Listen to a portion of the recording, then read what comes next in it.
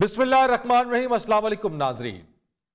वक्त करता है परवरिश बरसों, हादसा एकदम नहीं होता। यह बात बिल्कुल दुरुस्त है कि किसी भी हादसे के पीछे वो यकदम नहीं हो जाता है, उसकी वजूहात होती हैं। बहुत ही अफसोसनाक सानिया एक वाकया जो मरी में पेश आया। कई लोग सैरो तफरी के लिए गए, बर्फबारी देखने के लिए गए, अपने बच्चों को लेके अपने फैमिलीज के साथ गए, और ऐसा पहली बार नहीं हुआ। इससे पहले माजी में ऐसा होता रहा है। लोग मौसम को एंजॉय करने के लिए जाते रहे हैं, बर्फबारी देखने के लिए जाते रहे हैं। और साथ ही साथ अगर हम मौजूदा हुकूमत की बात करें, पाकिस्तान तहरीक इंसाफ की हुकूमत की, तो मौजूदा हुकूमत सयाहत के फरोग के हवाले से, सयाहती मकामात के फरोग के हवाले से बहुत ज्यादा कोशा नजर आती है। और उनका मानना यह है कि पाकिस्तान में सयाहत के मौके मौजूद हैं, पाकिस्तान में बेतहाशा सयाहती मकामात मौजूद हैं, और इन सयाहती मकामात और सयाहत से एक कसीर रकम उस आमदनी उसका जरिया बन सकती है। पाकिस्तान में उसके लिए बहुत सारे मौके मौजूद हैं। लेकिन क्या ही कहने कि मौजूदा दौरे हुकूमत के अंदर जहां इन तमाम चीजों पर जोर दिया जाता है, इन पर बात की जाती है, और जो आगाज में इब्तिदा में मैंने जिस शेर को पढ़ा और जिससे अपने प्रोग्राम का आगाज किया, 5 जनवरी 2021 को फवाद चौधरी साहब ये कहते हैं कि मरी में 1 लाख के करीब गाड़ियां दाखिल हो चुकी हैं। होटलों और अकामत गाहों के किराए के कई गुना ऊपर चले गए हैं। सयाहत में इजाफा आम आदमी की खुशहाली और आमदनी में इजाफे को जाहिर करता है। इस साल 100 बड़ी कंपनियों ने 929 अरब रुपए मुनाफा कमाया। तमाम बड़े मीडिया ग्रुप्स 33 से 40% मुनाफे में। यानी मरी में आमद और मरी में लाखों की तादाद में गाड़ियां आने के हवाले से हुकूमती तर्जुमानों का यह कहना था कि यह आम आदमी की खुशहाली है। यह 5 जनवरी अभी तक, यानी अभी 2022 की मैं बात करूं, 2022 5 जनवरी, अब से 3 दिन पहले की बात, उस वक्त यह बात कही गई है। उसी के साथ साथ अब से 24 घंटे पहले वजीर आला पंजाब उस्मान बुज़दार की जानिब से एक ट्वीट किया जाता है, और उसमें वो तमाम तर पुलिस, मकामी इंतजामिया और रेस्क्यू टीम्स की कारकर्दगी को सराहते हैं, उसको पजीराई उनको देते हैं, उनको अप्रिशिएट करते हैं कि इतनी बड़ी तादाद में सयाहों का मरी आना और इतनी बड़ी तादाद में लोगों का यहां पर उसको इंतजामात को बेहतरीन शक्ल देना, उसमें बर्फबारी के दौरान उसमें उनकी तारीफ की गई है। ये ट्वीट आपकी स्क्रीन पर मौजूद है। लेकिन फिर उसके बाद होता यह है कि 20 से जायद अफराद अपनी जान की बाजी हार जाते हैं, इंतजार में रहते हैं कि उनकी कोई मदद को आएगा, उनको कोई बचाएगा, उनको कोई यहां इस मुसीबत से निकालेगा, लेकिन ऐसा नहीं हो पाता। और महज अब से कुछ देर पहले तक, चंद घंटों तक पहले तक, हुकूमती तर्जुमान ये कहते हैं कि मरी और दीगर बालाई मकामात के लिए एक जमे गफीर रवा दवा है। लाखों गाड़ियां इन इलाकों की तरफ जा रही हैं। मकामी इंतजामिया के लिए इतनी बड़ी तादाद में लोगों को सहूलियात पहुंचाना नामुमकिन बन गया है। जो लोग भी अभी घरों में, उनसे दरख्वास्त है बालाई इलाकों की सैर का प्लान कुछ दिनों के लिए मौखर करते हैं।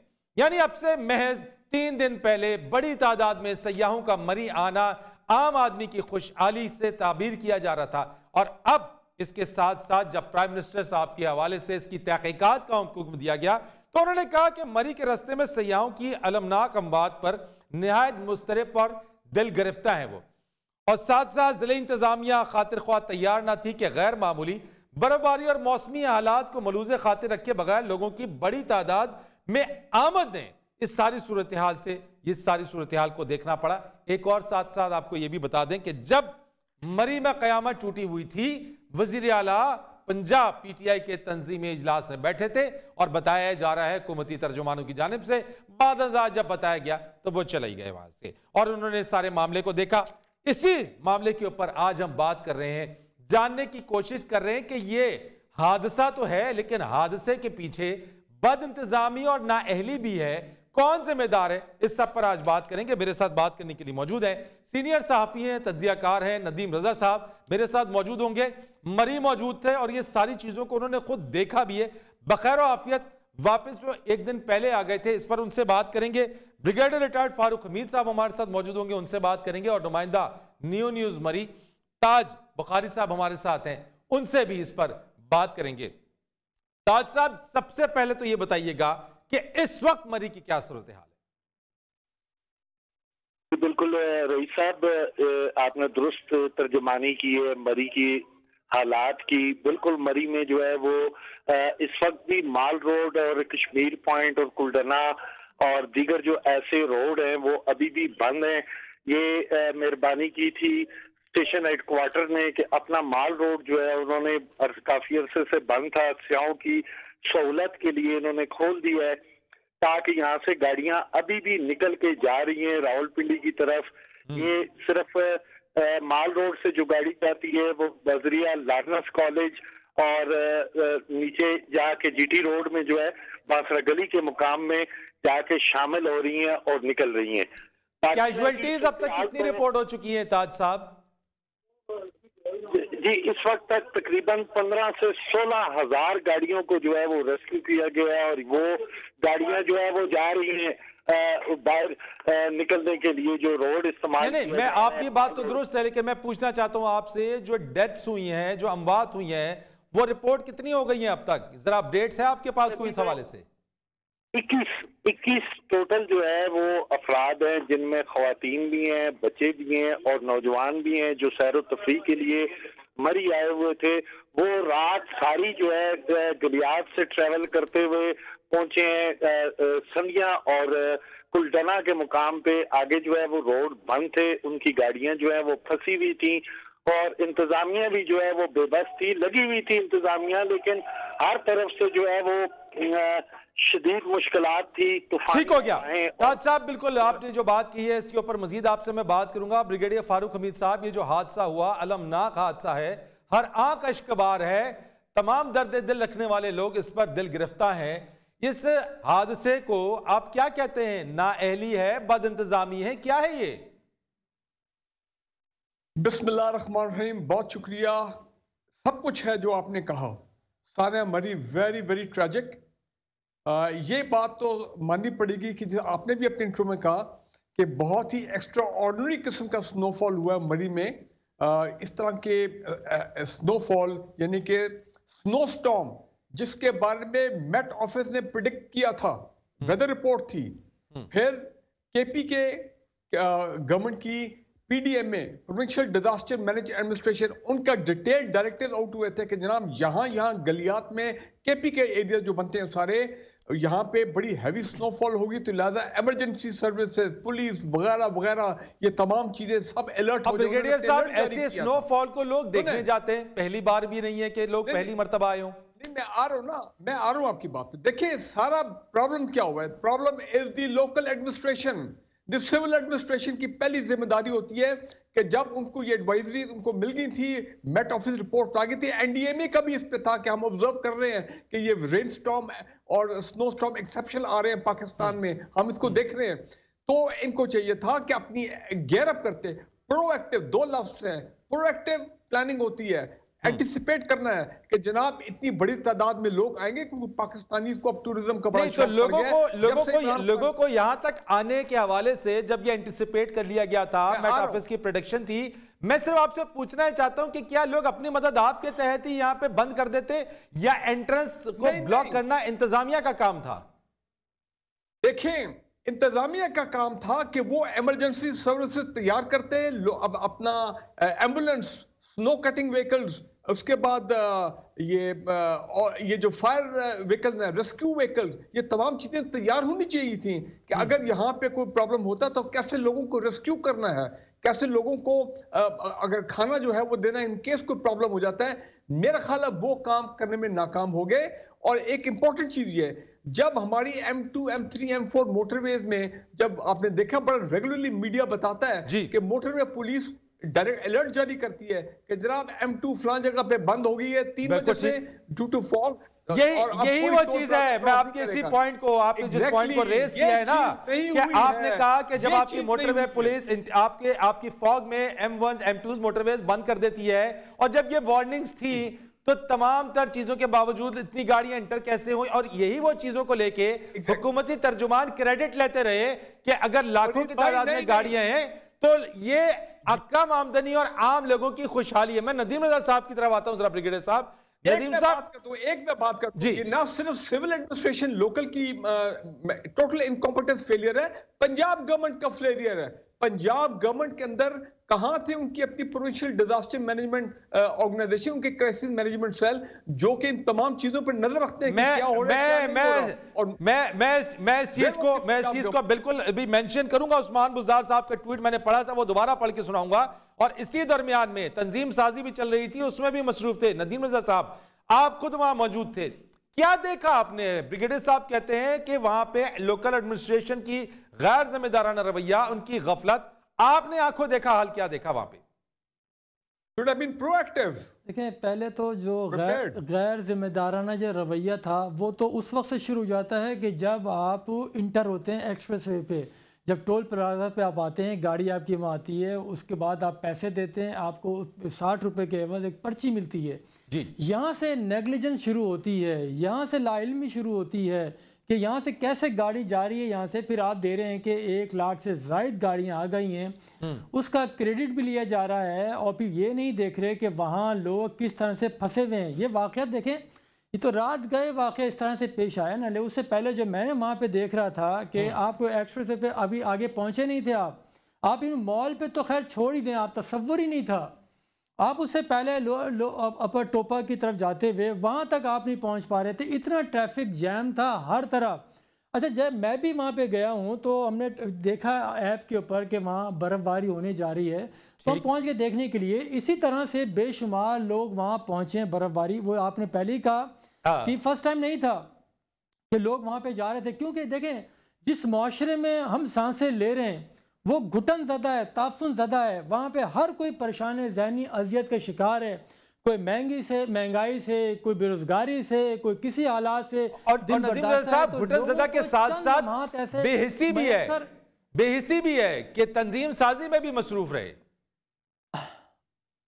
बस बात वही है ना कि मातम किस किस चीज़ का किया जाए, कि उन घरों से कौन पूछेगा जिनके जो वहाँ पे सामने बाप के सामने बेटा मर गया गाड़ी में, उसको माँ बच्ची को बचाते हुए वो भी चली गई, सारी लाशें गाड़ी में पड़ी हुई हैं, उसका जिम्मेदार कौन है? बात तो यही है कि बेसिक जिस तरह से हमने दिखाई है वहाँ पे कोई नहीं था, जो इंतजामिया के लोग भी थे वो भी अपनी सेल्फियों में मशगूल थे। नदीम रजा साहब, मैं माजरत चाहता हूँ, कतई कलामी की माजरत चाहूंगा मैं आपसे। मेरे साथ तर्जमान पंजाब हुकूमत हसान खावर साहब मौजूद हैं, उनसे जरा मैं बात कर लेता हूँ, देन मैं आपकी तरफ आऊंगा। हसान साहब, अस्सलाम वालेकुम। जी वालेकुम सलाम। बहुत शुक्रिया आपका प्रोग्राम में वक्त देने के लिए। सबसे पहले तो एक अफसोसनाक वाकया, जिसकी जितनी भी ज़्यादा जिस पर हम अफसोस करें उतना कम है। मैं पूछना चाहता हूं अब तक की कैजुअलिटीज़ कितनी हुई, अगर ऑफिशियल फिगर्स आप हमें बता दें तो। जी, मैं आपको बिल्कुल पहले तो मैं आपके प्रोग्राम के हवाले से वाकई अफसोस का इजहार करना चाहता हूँ कि बहुत ही बदकिस्मती के वो लोग वहाँ पे बेचारे जो सैर तफरी के लिए आए थे और उनको ज़िंदगी से हाथ धोना पड़ा। इस वक्त तक 22 जो डेथ्स हैं वो कंफर्म हो चुकी हैं और ये अभी तक की ताज़ा तरीन फिगर है। जी हसान साहब, ये मुझे बताइए, 22 डेथ्स कंफर्म है इस वक्त, आपने इसको कंफर्म किया। इस वक्त जो वहां से एग्जिट है, कितनी गाड़ियां अब तक एग्जिट कर चुकी हैं? किस तरीके से उस जगह को क्लियर किया जा रहा है वहां पे? देखिए, ट्रैफिक की स्पीड स्लो है, लेकिन हमने रास्ते जो हैं इस्लामाबाद की तरफ आने वाले वो सारे खुलवा दिए हैं। एक्सप्रेस वे से ट्रैफिक जो है वो वापसी की तरफ आ रही है और इस वक्त कोई ऐसा शख्स नहीं है हमारी इतला के मुताबिक जो स्ट्रैंडेड हो, या वो कहीं सेटल्ड है या वो इस वक्त मूव कर और वापसी की तरफ है। बाद ऐसी गाड़ियां ज़रूर हैं जो फंसी हुई हैं बर्फ़ के अंदर, लेकिन हमने ये इंश्योर किया है कि उन गाड़ियों के अंदर कोई शख्स ना हो और जितने भी लोग थे उनको महफूज मकामात तक पहुंचा दिया गया है। और लम्हा बलहमा जो है हम सूरत हाल से आगाही रख रहे हैं। वज़ीर आला पंजाब इस वक्त खुद पिंडी में मौजूद हैं और इस पूरे ऑपरेशन की निगरानी कर रहे हैं। उन्होंने जो आज हेलीकॉप्टर भेजा था वो भी रेस्क्यू ऑपरेशन की फ़ज़ाई निगरानी करता रहा है और उसने पीरियोडिक रिपोर्ट्स भेजी हैं। और इस ऑपरेशन के अंदर हमारी जाहिर है कि पुलिस के जो लोग हैं वो हमारे साथ हैं। रेस्क्यू 1122, PDMA, फौज, rangers, FWO, national highway authority, communication and works department, ये सारे मिल के वेल कोऑर्डिनेटेड ऑपरेशन जो है इस वक्त ग्राउंड का है। हसान भाई, एक सवाल मैं आपसे पूछना चाहता हूं कि एक ASI जो इस्लामाबाद पुलिस के थे वो अपनी फैमिली के साथ गए और उनकी जो ऑडियो, व्हाट्सएप ऑडियो है और जिसमें उसके कज़न ने जिस तरह से बताया कि उन्होंने मुतालिका लोगों तक वो ऑडियो भी पहुंचाई, ये हादसा हुआ कैसे? वजूहात क्या बनी? गफलत थी, नाअहली थी, बद इंतजामी थी, क्या था हसान भाई? ये देखिए, जो इस हादसे की बुनियादी वजह बनी, मैं अभी बिल्कुल उस एक्सीडेंट की बात इसलिए नहीं करता कि वो जाहिर है उस पर जब मेडिकल रिपोर्ट आएगी तो उसके बाद ही कोई हतमी राय कायम हो सकती है। लेकिन देखिए बुनियादी तौर पर यह हुआ कि बहुत सारी गाड़ियों का रुख हो गया मरी की जानिब और तकरीबन लाख सवा लाख गाड़ियां बताई जा रही हैं जो मरी गई। अच्छा, ऐसा नहीं था कि ये पहली दफा इतनी ट्रैफिक गई, पहले भी होती रही है, ट्रैफिक जैम जरूर होती है, लेकिन ऐसा कभी अंदोनाक वाकया माजी में पेश नहीं आया। हुआ ये इस दफा कि इस दफा हमने माजी को मद्देनजर रखते हुए ट्रैफिक काउंट भी रखा हुआ था और एक लिमिट के बाद हमने कल शाम इस्लामाबाद से जाने वाली ट्रैफिक जो थी उसको भी रोक दिया और वापस मोड़ दिया और ये बात भी मीडिया में चलती रही। ठीक। आगे जाकर ये हुआ कि एक तो सिर्फ ट्रैफिक जो है वो पंजाब से और इस्लामाबाद से नहीं आ रही थी, बाकी कई जगहों से आ रही थी, खैबर पख्तूनख्वा से भी आ रही थी, तो जाहिर है कि वहां पे भी एक मसला था। दूसरा ये था कि बारिश की फोरकास्ट तो थी, लेकिन जो असल में बर्फबारी हुई वो फोरकास्ट से बहुत ज्यादा हुई और जिस जगह ये हादसा पेश आया वो जो सड़क कुल्डना से आगे जा रही थी वहां पे तकरीबन 10,000 गाड़ियों की ट्रैफिक थी और 10-10 फुट वहां पे बर्फ पड़ी। लेकिन क्या ये 1 लाख प्लस गाड़ियों को हैंडल करने की मरी की एडमिनिस्ट्रेशन की कैपेसिटी है एहसान भाई? क्या है ऐसा कि वो कर सकते हैं मैनेज? क्योंकि एक तरफ कहा जा रहा है अभी कि पहले रेफरेंस दिया गया कि ये अगर लाख गाड़ियां गई हैं तो एक आम आदमी की खुशहाली है, लेकिन अब कहा गया कि लोगों की एक बहुत बड़ी तादाद वेदर कंडीशंस के बावजूद वहां गई, तो क्या इनको पहले ही नहीं रोका जा सकता था? नहीं, देखिए दो बातें इकट्ठी हो गई ना इस दफा जो हमें समझना पड़ेगा। एक तो ये है कि जब भी बर्फबारी होती है जाहिर है मरी की लोकेशन ऐसी है कि उस पर बहुत लोड पड़ता है, लेकिन मैं आपको बता रहा हूँ ना कि इस दफा जो बर्फ का तूफान आया है और जो बर्फबारी जिस स्केल की हुई है ये अनप्रेसिडेंटेड है और ये अल्लाह की तरफ से, यानी कि जो कुदरती आफत थी वो आई है और उस टाइम पे आई है जब बहुत बेतहाशा लोग वहां पे फंसे हुए थे। तो ये दोनों फैक्टर्स जो इकट्ठे हुए हैं उससे सूरत हाल जाहिर है कि ज्यादा खराब हुई है इस दफा। राइट। मैं एक सवाल आखिरी आपने पूछना चाहता हूं क्योंकि मुझे पता है आपका टाइम बहुत कीमती है और आप मसरूफ हैं इस वक्त। मुझे बता दीजिएगा कि इस वक्त एक बड़ी क्रिटिसिज्म हो रही है वज़ीर आला पंजाब के ऊपर कि उस वक्त जब ये हादसा हो चुका था तो उस वक्त एक तंजीम साजी का सिलसिला था with in the party PTI, यहाँ पंजाब के अंदर फवाद चौधरी साहब भी थे, शफकत महमूद साहब भी थे। तो आप समझते हैं कि ये चीज के ऊपर जो है ज्यादा इंपॉर्टेंट था क्योंकि हादसा उस वक्त तक हो चुका था और इसी चीज पे क्रिटिसिज्म हो रही है? आपने अच्छा सवाल किया है और मैं इसकी वजाहत कर दूं। देखिए तंजीम साजी के हवाले से जो इस मीटिंग का हवाला दिया जा रहा है वो पैरेलल में मीटिंग चल रही थी, उसमें एडमिनिस्ट्रेशन तक का तो कोई बंदा नहीं था। वज़ीर आला पंजाब जो था वेदर क्लियरेंस का इंतजार कर रहे थे और हम लोग सारे स्टैंड बाय के ऊपर थे और जैसे ही वेदर क्लियरेंस मिली थी हम निकल गए थे। हमारी तमाम इंतजामी टीम ऑलरेडी मरी में थी। ये मिस रिपोर्ट हो रहा है कि जैसे हम मरी को छोड़ के वहां बैठे हुए थे, इस चीज में कोई हकीकत नहीं है। वज़ीर आला उस मीटिंग में गए जरूर हैं, लेकिन उस वक्त सिर्फ हम वेदर एडवाइजरी का वेट कर रहे थे कि मौसम खुले और हमारी फ्लाइट चले। Very right. बहुत शुक्रिया आपका तर्जुमान पंजाब हुकूमत हसन खावर, आप हमारे साथ मौजूद है। Thank you so much. एक ब्रेक लेंगे, ब्रेक के बाद आके इस पर मजीद बात करेंगे हमारे साथ।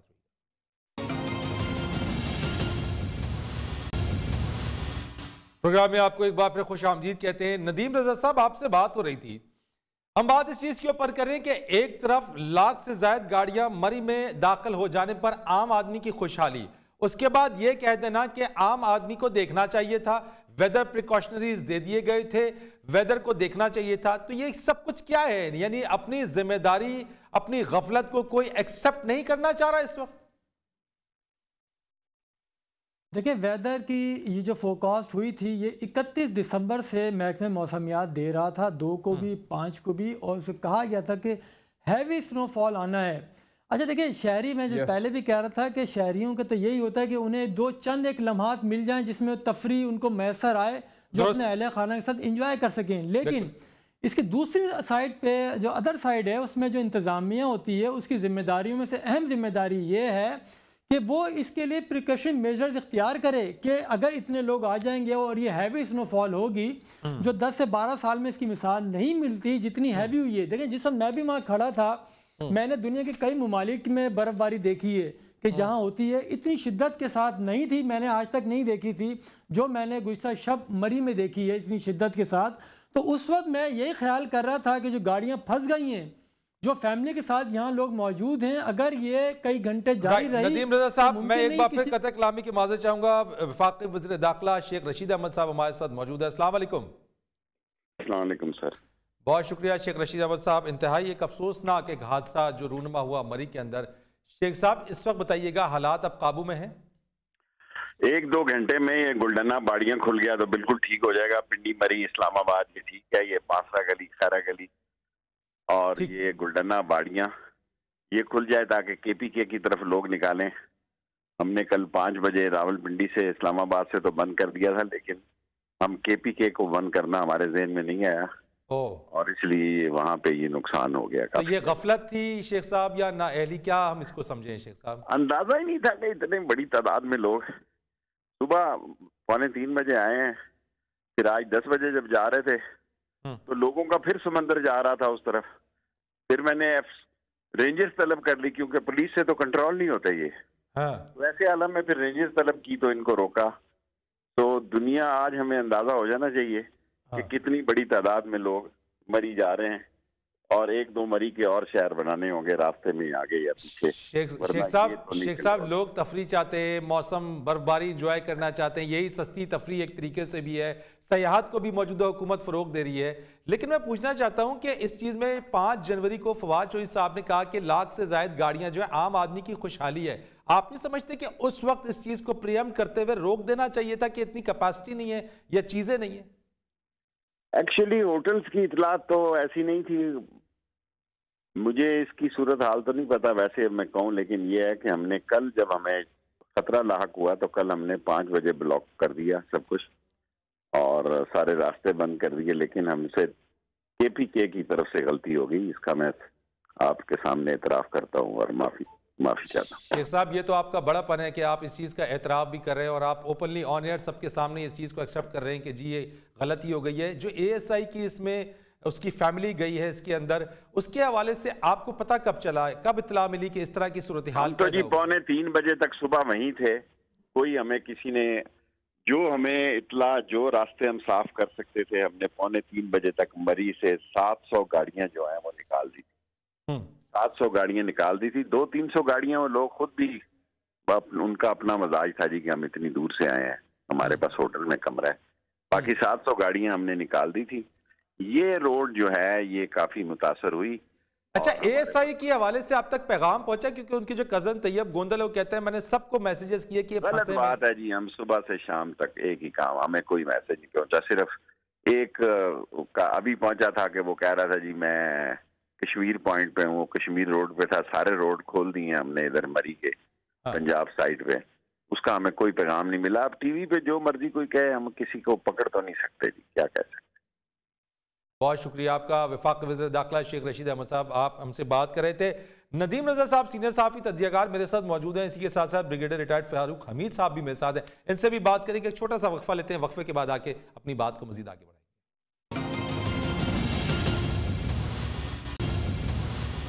प्रोग्राम में एक बार फिर आपको खुश आमदीद कहेंगे। ब्रिगेडियर फारूक हमीद साहब, आपने 2 हुकूमती ओहदेदारों की बात सुनी, एक तर्जुमान पंजाब हुकूमत हसान खावर की, दूसरी वफाकी वज़ीर दाखिला शेख रशीद अहमद साहब की। किस नतीजे पे पहुंचे सर आप? देखिए, शेख रशीद साहब एक बड़े सीनियर पॉलिटिशियन है और उनको हमें क्रेडिट देना चाहिए कि उनका माजी में उनका इतना तजर्बा भी वजीर रहे हैं कितनी मरतबा हर मुख्तलिफ गवर्नमेंट्स में, क्या उन्होंने सच बात कह दी है, गलती भी तस्लीम कर ली है।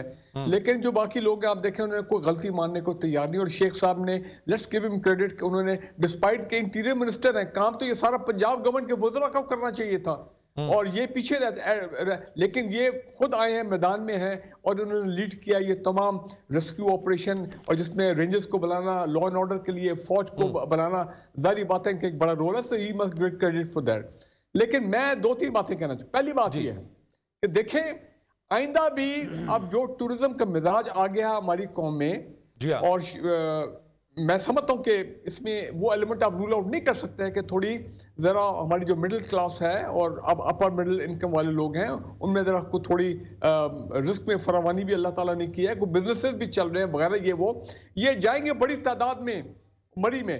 लास्ट ईयर आपको याद है कि वहां पे लोकल जो थे उन्होंने हमले किए थे, टूरिज्म जो सयाह आए थे और जिसपे बड़ा लॉ एंड ऑर्डर सिचुएशन हो गया था। मैं कहना ये चाह रहा हूँ कि देखिए आप कुछ चीजों पे इनको फैसला करना चाहिए। अब जो सानिया हो गया, अब अल्लाह उन सबको जन्नत नसीब करे। नंबर 1 ये कि मोटरवे पुलिस की तरह एक पूरा इंफॉर्मेशन सिस्टम बनना चाहिए कि नॉर्दर्न एरिया, नॉट ओनली मरी एंड गलियात, पूरे नॉर्दर्न एरियाज के बारे में रेगुलर अलर्ट्स जो है मीडिया पे आनी चाहिए कि कौन से रास्ते बंद हैं, कौन से रास्ते खुले हुए, कहाँ इजाजत है लोगों की जाने की, कहाँ लोग नहीं जा सकते, ताकि लोग अकॉर्डिंगली प्लान करें। नंबर 2 ये है कि ये जो होटल माफिया है, अब 2-3 दिन से क्या सुन रहे हैं हम कि जनाब कई लोग जो हैं did not have the money, Sheikh Sahab भी शायद यही कह रहे थे, वो अपना कारों में मजबूर थे, कारों में सोने के लिए, बिकॉज होटलों ने 4-4 गुना जो है अपना माफिया ने अपना रेट बढ़ा दिए थे।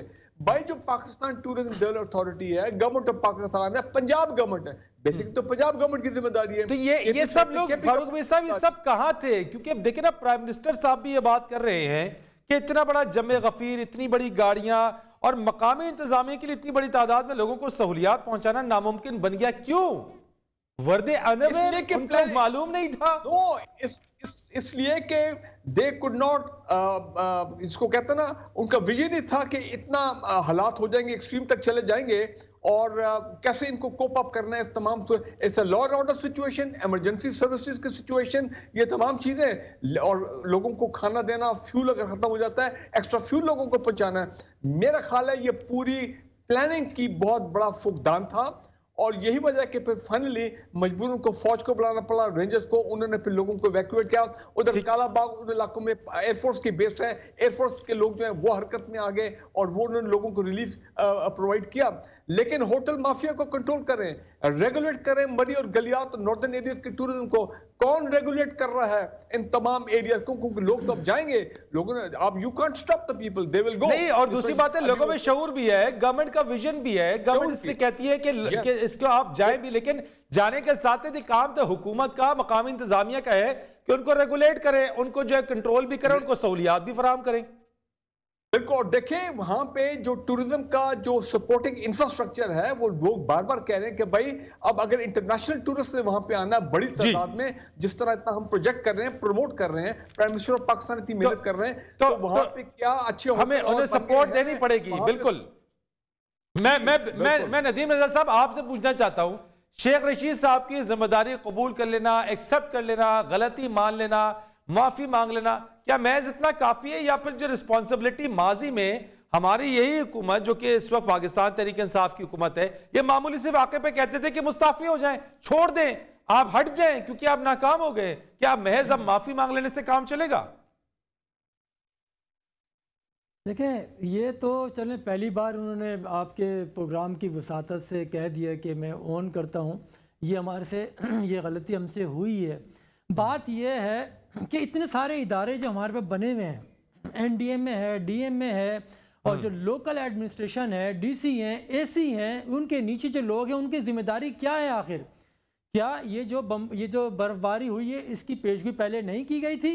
और क्या जो बात कर रहे थे अभी कि ये होटल माफिया आ गई, हमारे मुल्क को माफिया ही चला रहा लग रहा है कि जहाँ जाएं हर फील्ड के अंदर माफियाज का कार्टेल मौजूद है जो लोगों को परेशान कर रहा होता है। यहाँ हमारे पास सिविल इदारे इतने सारे मौजूद हैं, उनकी जिम्मेदारी ये बनती थी कि वो करें। अब हमने सब ने कह दिया कि सब ने अपने गेस्ट हाउस खोल दिए हैं और इमदाद भी पहुँचा रहे हैं वहाँ पे, उस पहले से हम क्यों नहीं करते?